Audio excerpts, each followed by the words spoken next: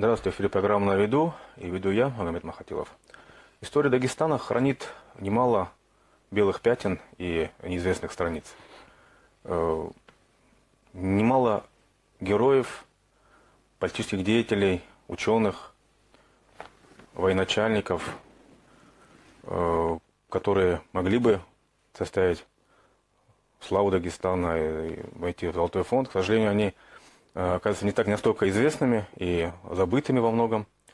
И задача историков, любителей, краеведов и журналистов открывать эту книгу, книгу истории, книгу нашей культуры, книгу наших традиций, книгу Дагестана. И одну из таких книг представил на своего читателя мой сегодняшний гость. Это журналист, историк Шахбан Хафизов. Здравствуйте. И в книге Шахбана Хафизова описана личность, наверное, наиболее загадочная и необычная личность, которая сверкнула в конце XVIII века и оставила яркий след на рубеже XVIII-XIX веков. Это Умахан Великий или Уман-Усал Аварский. Не раз эта тема была на грани того, чтобы я ее осветил, но что-то останавливало, что-то тормозило, и только вот повод написания этой книги послужил таким толчком, что я к этой теме наконец приблизился. Это первая книга, это первая реальная работа, посвященная Умахану Аварскому. Да, это первая работа, обобщающая пока на основе доступных нам на данный момент источников, хотя источники еще не все исследованы, и я даже лично, по крайней мере, намереваюсь издать сборники писем или способствовать этому. Сейчас эти источники есть, и только подступаюсь к ним. Если говорить об Умахане, то даже статей, персонально посвященных ему, практически не было. Единственная статья, которую я знаю, это известный краевед, любитель и очень большой популяризатор истории Алибек Казамбиев из Фонзаха. Он на аварском языке написал статью, посвященную ему. Она вышла, по-моему, в журнале «Хакикат». А в форме монографии это первое. И статей, кроме Алибека Казамбиева, специально посвященных этой личности, я, по крайней мере, не видел, и, по-моему, ее нет. Ты предвосхищаешь вопрос, который я хотел задать. Собственно, с какими трудностями ты столкнулся в написании этой книги? Первая трудность уже понятна. Полное отсутствие практически официальных исторических источников.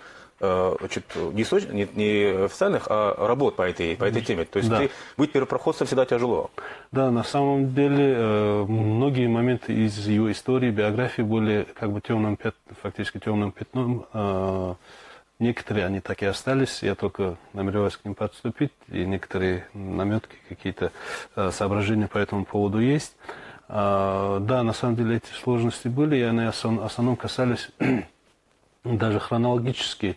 Много говорилось о походах Умахана, а кроме одного, другие были непонятно куда, непонятно когда это было. То есть я сам работу, в принципе, для себя несколько раз переписывал. Потому что сначала у меня было одно видение, потом нахожу неожиданно другой источник, который по-другому, рисует эту картину, и мне приходилось новые факты добавлять, некоторые вещи переписывать, переосмысливать свое видение тех или иных моментов биографии. То есть это была такая, какую-то аналогию можно сделать с работой исследователя. Можно так даже сказать. Фактически работа носила такой характер. В основном использованы русскоязычные источники, то есть это их и большинство было, это... Например, очень хорошая работа Будкова, двухтомник по XVIII веку, отчасти акта Кавказской археографической комиссии и другие напечатанные в основном в XIX веке. Жалобы этих действий, которые наверняка тоже... Да. Частично это архивные данные, в основном это Дагестанский государственный архив и Грузинский исторический архив. В них тоже неплохие данные удалось обнаружить. Некоторые архивные документы отдельно я намереваюсь опубликовать, это уже какое-то отдельное издание будет. А материал, чисто необходимую информацию что-то удалось вытащить и использовать для книги тоже. Потом это грузинские данные. Это в основном два историографа Ираклия II, Папуна Орбеляни и Оман Хеулидзе. Тоже они современники этой как бы, эпохи и приближенные лица грузинского царя. Потом это азербайджанские источники. Это Искандербек Генджийский, он писал о Фаталихане кубинском. Эта работа была опубликована в 1840-х годах в газете «Кавказ». Карабах-Наме, наверное, который... Да, безусловно, Карабах-Наме, это Ригюзальбек и Малар Панах Вагиф, по-моему, полное имя этого второго автора. Второй автор около 6 лет даже провел в Дагестане. Он был личным секретарем и помощником жены Ибрагим-хана, сестры Умахана. Это Бахтика. Автор знаменитый, как бы, считающийся, некоторые литературоведы эту песню считают народной, и ну, в любом случае она считается... Песня о Бахтике. Да, Бахтик Халкеч, это песня о Бахтике. Он знал аварский язык, был дружен с Дибир-Хади, секретарем, Кадием аварского царства. То есть это человек, который изнутри очень хорошо знал эту ситуацию. Поэтому его наблюдение, безусловно, очень ценно. И можно было доверять, наверное, этим данным тоже. Да, по крайней мере, эти два автора, они такой, по крайней мере, второй автор, о котором мы говорим, тенденциозность его информации я, по крайней мере, не заметил. Ну, вот Гюзельбек немножко там есть некоторые... Да, там есть. И, ну, это и понятно, их задача, они были официальные историографы. Ибрагим-хана, придворные историографы, хроникеры, и их задача, безусловно, была возвеличить Ибрагим-хана, карабахского хана, зятя Умахана.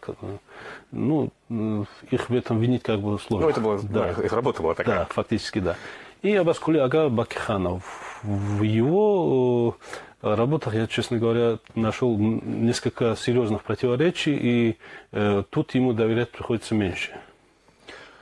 Долгое время, да и сейчас, история Дагестана, она находится в тени великого имама, да, имама Шамиля. Да. И так уж сложилось, что вот остальная история, она перед этим огромным этим островом осталась как будто закрытой этой тенью. И мы фактически, вот, может быть, в некоторой степени разлом Мудришаха, она вот так же может таким ярким таким всплеском вызывать интерес. Только в последнее время интерес как бы оживляется к этой эпохе. Да. Ну вот эпоха 18 века, вот особенно переход к 19-му, все-таки это для Дагестана и для вообще всего Кавказа, особенно Восточного, это время определяющее, символичное время. То есть это объявляет градация, то есть конец старой истории, начало новой истории уже контактов с Россией, вхождение в Российскую империю, развитие здесь совсем других политических, экономических, культурных отношений. И можно сказать, что вот 18 век стал вот таким ренессансом или последним вздохом или криком вот такой классической дагестанской политики, культуры. И именно Умахан, великий Умахан стал вот таким последним аккордом. Он, кстати, и погиб в 800 году, как раз вот именно в первый год нового века.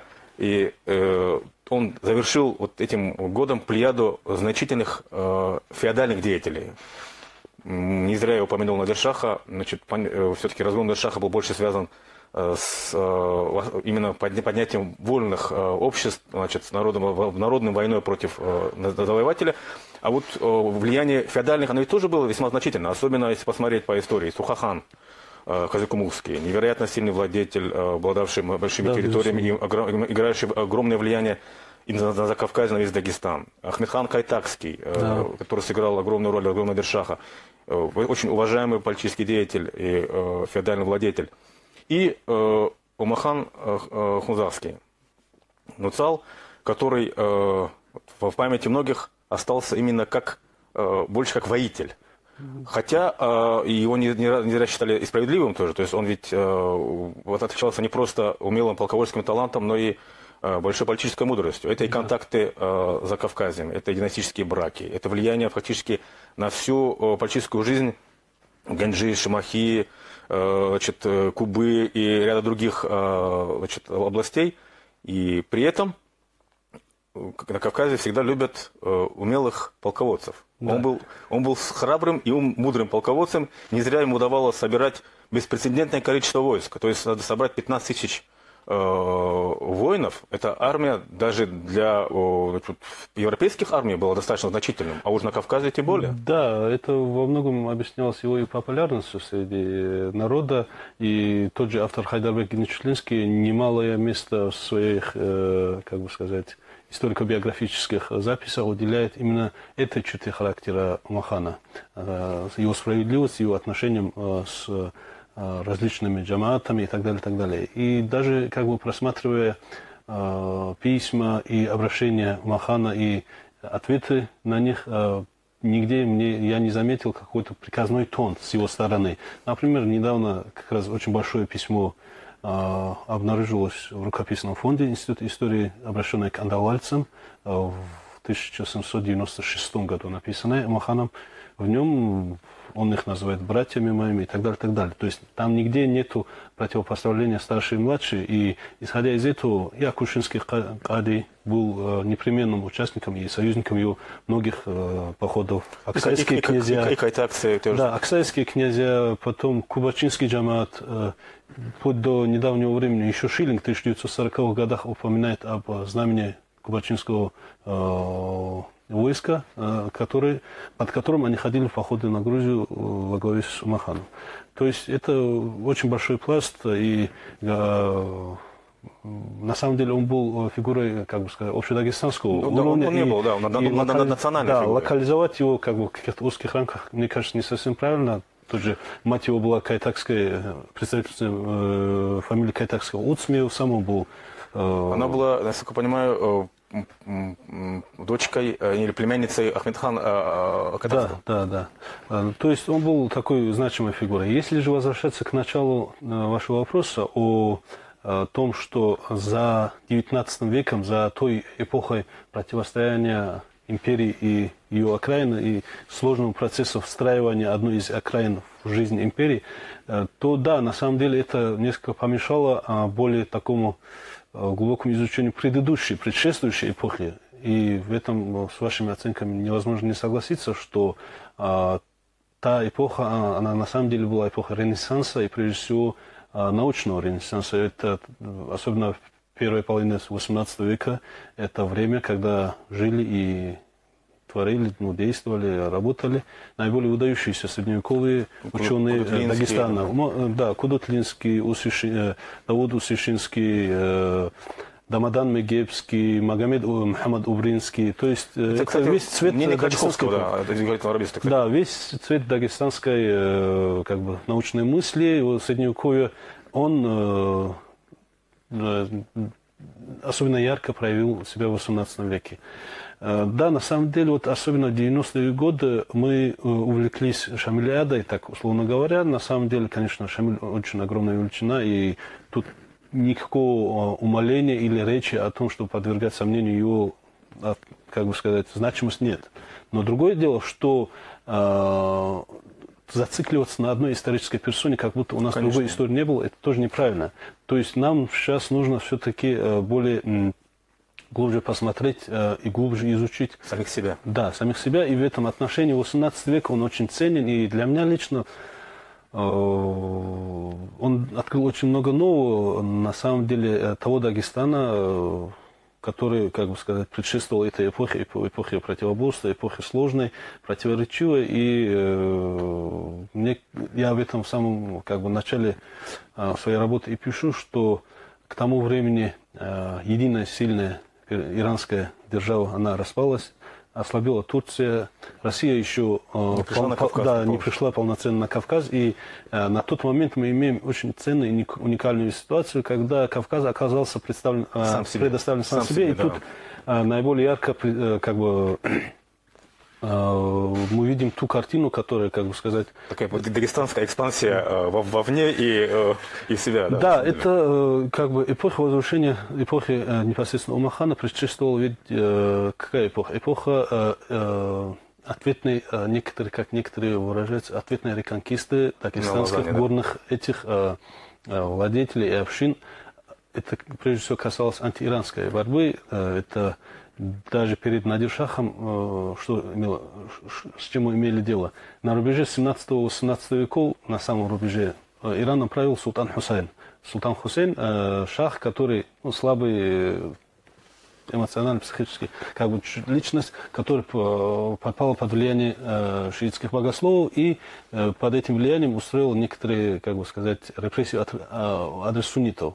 И в самом начале 18 века, под началом Дауда, нет, не Дауда, Сурхай-хана и Хаджи Дауда, Хаджи Дауда Мишкирского и Али Султана Илисуйского, и со включением многих горных общин, то есть ответная реакция, отвоевание или отвоевание какой-то жизненной позиции, пространства, можно так тоже выразиться. И в какой-то мере Махан тоже, не совсем, может быть, но в какой-то мере он все-таки был продолжателем этой политики.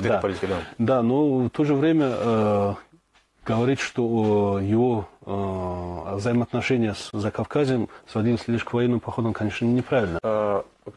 Эпоха Махана, она весьма стала такой блистательной. Есть блистательная эпоха Шамиля, есть блистательная эпоха Махана. Это вот именно последнее десятилетие 18 века, то есть это 1791 и до 800 года. Да, 1780-90-е годы, да. И большая часть источников, информации, естественно, несет период за этот период, то, что было сказано. Кстати, он был тогда достаточно молод, ему, по-моему, было в этот период около 40 лет, если не ошибаюсь, да? Он умер в возрасте 40 лет, он родился в 1761 году, а умер в марте 1801 года. То есть он всего лишь прожил только 40 лет. То есть для человека это самый расцвет силы политической жизни, собственно говоря. Да, по идее, оно так и должно быть.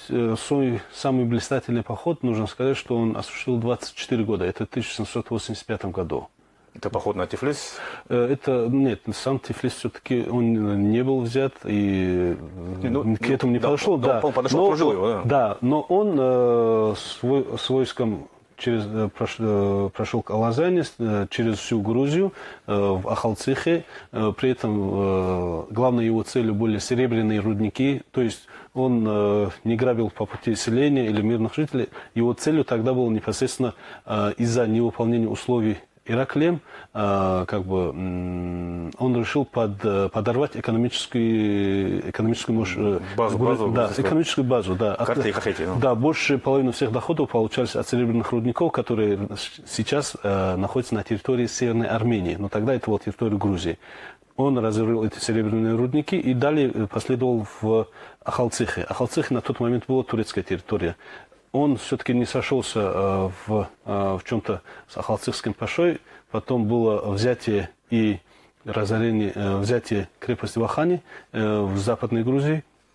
И на обратном пути подчинение Ереванского ханства, Нахчеванского и Генджинского. То есть одним походом он заставил считаться с собой или же подчинил своему влиянию большую часть Южного Кавказа или Закавказья.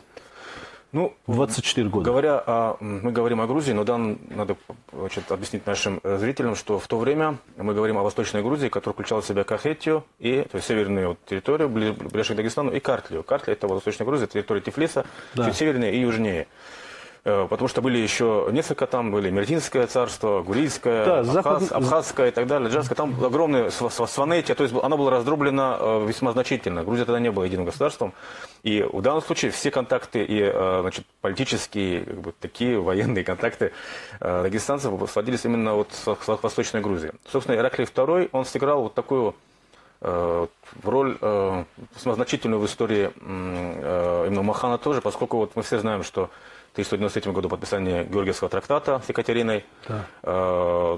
Заключение такого договора, оно в принципе в какой-то степени обеспечило Грузии защиту Российской империи, но сам Ираклий II был весьма лавирующим политиком. Мы знаем, что уже в 1996 году он заключает договор с Селимом III, турецким султаном. Ситуация. Да, ему приходилось лавировать. Затем, 95 год, всем известный Ага Мухаммед хан, Ну, известны не все, но многие историки знают о Шаха Персии как невероятно жестокого и мстительного, да? Да, и немалая, как бы сказать, часть активности Умахана была посвящена именно противодействию влиянию Ага Мухаммад-хана. С Ираклием II даже была заключена договоренность о том, что Умахан с 15-тысячным войском придет на помощь Ираклию II. Но так сложилось в силу феодальной раздробленности и раздрая внутри самого государства Ираклия II, что некоторые даже его сыновья не пришли на помощь, когда осаде подвергся Тифлис. И в этой ситуации Умахан попросту, как бы сказать, ничего не оставалось, как остаться в данной ситуации сторонним наблюдателем. А в то же время попытки некоторых авторов конца 19 века изобразить ситуацию так, как будто Умахан поддерживал Ирак, Ага Мухаммад-хана, это было абсолютно не так. Кстати, очень расхожая точка зрения, что значит, Умахан напал уже на ослабевшую Грузию, хотя они забывают о том, что были именно во многом были и союзнические тоже между ними взаимоотношения. Да, союзнических взаимоотношений тоже было, как бы сказать, много, и да, таких фактов. Достаточно упомянуть, что если возвратиться к истории с противостоянием с Ага Мухаммад-ханом, нужно сказать, что Ибрагим хан, его зять, был дважды подвергнут, как бы сказать, нападению Ага Мухаммад-хана. Последний раз в 1996 году он спасся из Шуши фактически бегством. И только благодаря помощи джарских аварцев ему удалось уйти от преследования отрядов Ага Мухаммад-хана. И мне удалось найти одно свидетельство о непосредственном военном контакте отрядов, посланных Умаханом, вместе с Ага Мухаммад-ханом, в горах Карабаха, в котором войско Ага Мухаммад-хана потерпело поражение. Ну, он был известен тем, что в 1795 году он разорил Тифлис. Да. Огромное было количество жертв. Некоторые историки говорят, что практически в 10 раз сократилось количество жителей Тифлиса. Ну, можно по-разному оценивать, но в среднем, если жило около 60 тысяч человек, то есть 10 раз осталось около 6 тысяч. Это, конечно, для... Да, часть была уничтожена, часть бежала в горы и более укрепленные места, то да, фактически он разорил Подобного, конечно, разорения Тифлис фактически, по-моему, испытывал только во время Шаха Аббаса, если не ошибаюсь, значит, подобное тоже. Наверное, точно да. не могу сказать. Но это было не так хорошо за 100 лет до этого. И тут, если возвращаться к нашей истории, к Умахану, вот одна из таких наиболее, наверное, ярких трагических, наверное, страниц — это сражение на реке Иори. Да? Это последнее сражение. Мы можем помнить и другие, конечно, но в данном случае, исходя из значимости, наверное, и то, как это сыграло в его судьбе, какую роль сыграло это сражение, наверное, можно упомянуть, потому что после Агамед-хана, разорения Тифлиса, был послан экспедиционный корпус Валериана Зубова от Екатерины II на помощь Ираклию II. Значит, так получилось, что и Умахан воевал с Агамед-ханом, и значит, генерал Аншев Валериан Зубов, значит, возглавлявший этот корпус, воевал с ним же. То есть тут Валериан Зубов взял, по-моему, Ганжу, Шимаху, Кубу, значит, одержал много побед. И затем, смерть Екатерины II, Павел I, возвращавший на престол, отзывает его обратно. Да, политика изменилась. Да, политика изменилась. И, скончался Агамед-хан, эта вот история закончилась. Но затем значит, возникает другая история, история прихода в Грузию уже генерала Лазарева, да, Ивана Петровича Лазарева, который был направлен, значит, со своим егерским полком, 18-й, если не ошибаюсь, егерский полк, на помощь Грузии. Там к этому времени, по-моему, если не ошибаюсь, Ираклий II уже был раздрай и хаос, так, к этому времени? Да, так сложилось, что его дети, его сыновья от первого и второго брака вступили в конфликт между собой. Это Георгий XII и Александр? Да, в основном, да, они были руководителями.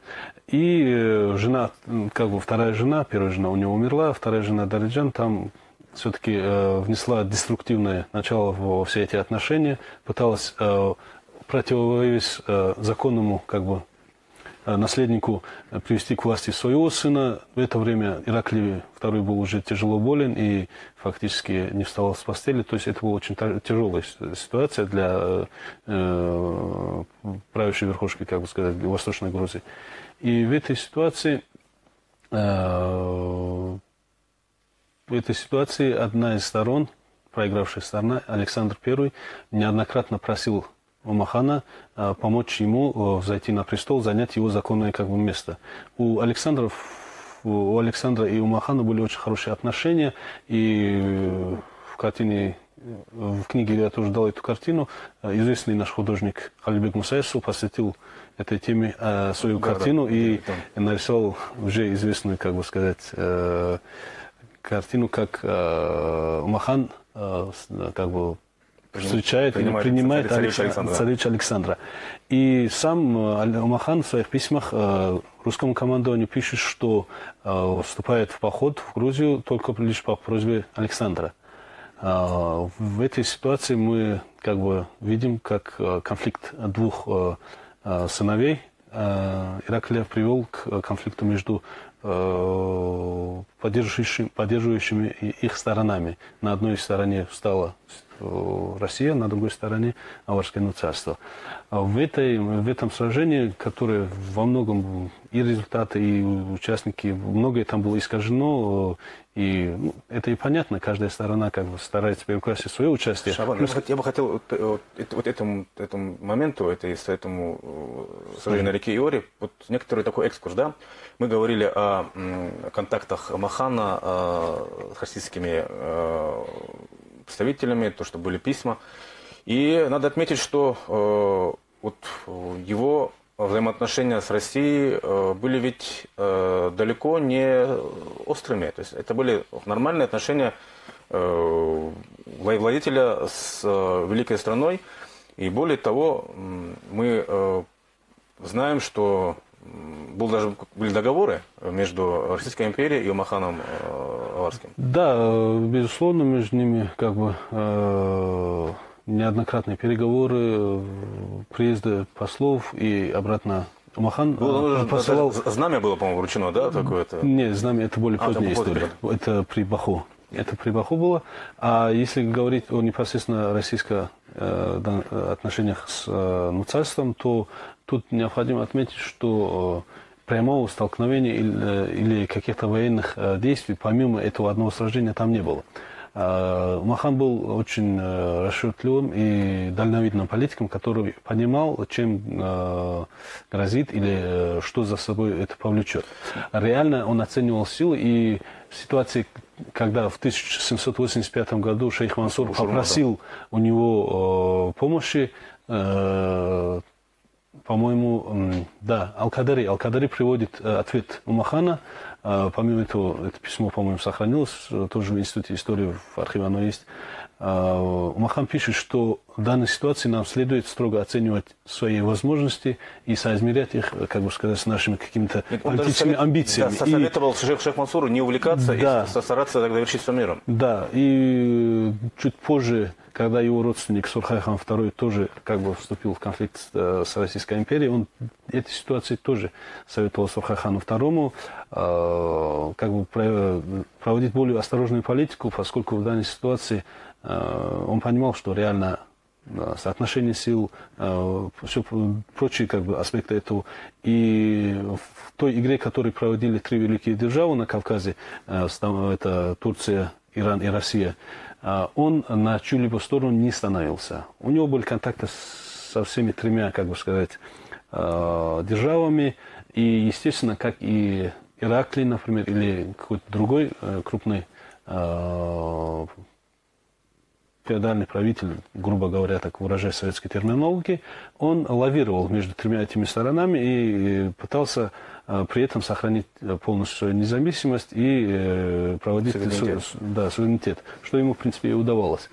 До сражения на реке Иори у села Какабети, как я уже говорил, прямых столкновений с Россией у него не было. То есть 5 ноября 1900 года это фактически было вот таким вот случайным столкновением? Ну, это конфликт интересов двух сыновей Ираклия II. Где он оказался на одной из сторон. Замешан? Да. И вопреки расхожему мнению, он погиб не от раны в этом сражении. Кстати говоря, о сражении, там, значит, много различных источников, которые об этом говорят. Ну, расхожая цифра 500 штыков егерского полка Ивана Петровича Лазарева, генерала, да? Ну, при этом забывают, что там был еще кабардинский полк Гулякова, значит... И более 3000 грузин. Да. И к этому еще там надо добавить артиллерию, несколько сотен казаков. И в данном случае, собственно, поражение Махана тут следует рассматривать не столько как поражение полководца, а поражение системы, одной системы против другой. Да. Махан никогда не воевал против европейской тактики, да? Да, тут необходимо отметить следующий аспект. Во-первых, это была поздняя осень, скорее уже зима. Была бескормица, около 7000 войск у Махана более месяца жили на тот момент на земле джарских аварцев, на территории современного Белокамского района. У него уже заканчивался провиант и фураж. И к этому времени войско было значительно, как бы сказать, ослаблено. Часть отрядов даже ушли. Понимая, что, как бы сказать, да и сам Махан понимал, что в данной ситуации это не его интерес, но все-таки, раз уже человек вышел в поход, то там все-таки и Александр интересы в целом, как бы геополитика тоже, видимо, трактовала необходимость продолжения похода, и он продолжил поход. У грузинско-русского войска, или, скорее, наверное, по численности, это, ну, где-то там было 5000, не меньше. Плюс к этому, все-таки и все источники об этом говорят, что основной как бы, заслугой, или скорее основным моментом, за счет которого Лазарев одержал победу, это было то, что, во-первых, он применил картечь. Картечь и каре, да. Да, каре. И, во-вторых, Ахмедхан Мехтулинский, не Ахмедхан, по-моему, или Али Султан. То есть там Мехтулинская конница все-таки атаковала без получения приказа Махана. И там фактически это Ватерлоо. Да, что-то в этом роде. Но там... Похоже случилось от Ватерлоо, когда Наполеон атаковал английские каре. Конница Мюрата пошла без приказа, и практически вся погибла от огня картечи и штыков. Да, в данной ситуации коннице несколько раз удалось, как бы сказать, даже фактически войско Махана окружило русско-грузинское войско. Ну, в данной ситуации грузины были и в войске у Махана, но будем придерживаться такой терминологии. Оно даже их окружило, но на тот момент каре это было универсальное и очень удобное средство обороны. Плюс к этому картечь способствовали тому, что все-таки конница потерпела значительный урон, и там такого окончательного поражения и бегства все-таки не было.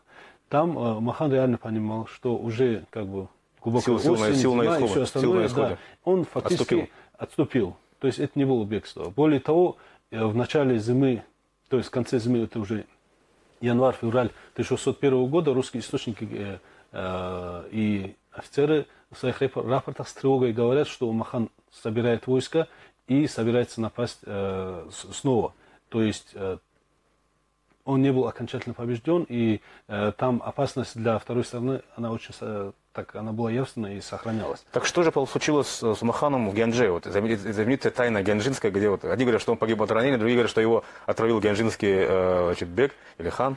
Тут все-таки наиболее авторитетным источником, который подробно описывает с упоминанием всех фактов и имен, это служит Хайдарбек Нечутлинский. В нем он как бы прямо пишет, что Махан умер от яда, который ему дала служанка, подкупленная гянджинским ханом Джавадом. Более того, русские же источники говорят, что Махан, прежде чем, несмотря на донесения русских офицеров, он прежде всего собирался напасть на Гянджу, именно на гянджинского хана Джавада. Поскольку во время отступления от Иори он напал на один из отрядов войска Умахана, по-моему, это были мехтулинские и акушинские, как бы сказать, Дружины, да? Дружина, это конница. Он на них напал и нанес существенный урон. То есть за это он хотел нанести ответный урон, ответный, как бы сказать, поход на Генджу. И источники прямо говорят, что он намеревался убить генджийского хана Джавада. И в данной ситуации он поступил, как бы, выражаясь терминологией русских офицеров 19 века, по-персидски, нанес первый удар, отравив... Или, можно сказать, по-флорентийски. Да, то есть тут разные терминологии, но он свой удар нанес и отравил Махана, от чего он и умер.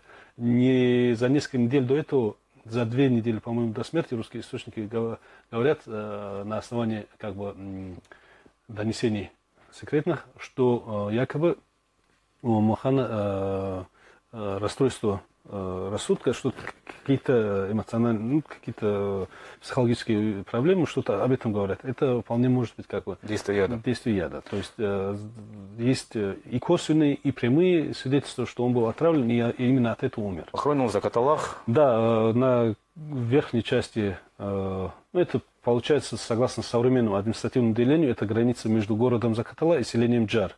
Это прямо примыкает, это примечетская территория главной соборной мечети Джара. Там, кстати, могила очень такая достаточно богато украшенная. Ну, сам надмогильный камень, он небольшой. В 19 веке или в начале 20 века, в колхозную эпоху, старый памятник был разбит. Нет, все-таки в 19 веке. А новый он был установлен джарскими аварцами в начале 19 века. Кусок старой плиты сейчас хранится в Хунзахском краеведческом музее. В свое время, в 1970 каком-то году, Мансур Гайдарбек и Алибек Казанбиев, будучи в Джарах, как для музея, часть плиты захватили сюда. Старой плиты. Шабан, у нас получился очень хороший такой обзор. Я надеюсь, твоя книга будет интересна читателям, для тех, кому интересна история Дагестана. История этого, на самом деле, невероятно запутанного и глубокого периода конца XVIII века. Я хотел бы показать нашим телезрителям эту книгу. И вы можете здесь увидеть немало интересной информации, очень хорошие иллюстрации, фотографии. И, Шабан, я желаю вам в дальнейшем вот так же погружаться в историю и находить, раскрывать те неизвестные страницы истории, которые, к сожалению, у нас еще остались. Вам большое спасибо за приглашение. Надеюсь, мне хотя бы сбивчиво удалось на некоторые вопросы ответить. Спасибо, Шабан. Но мы с вами прощаемся. До новых встреч в эфире.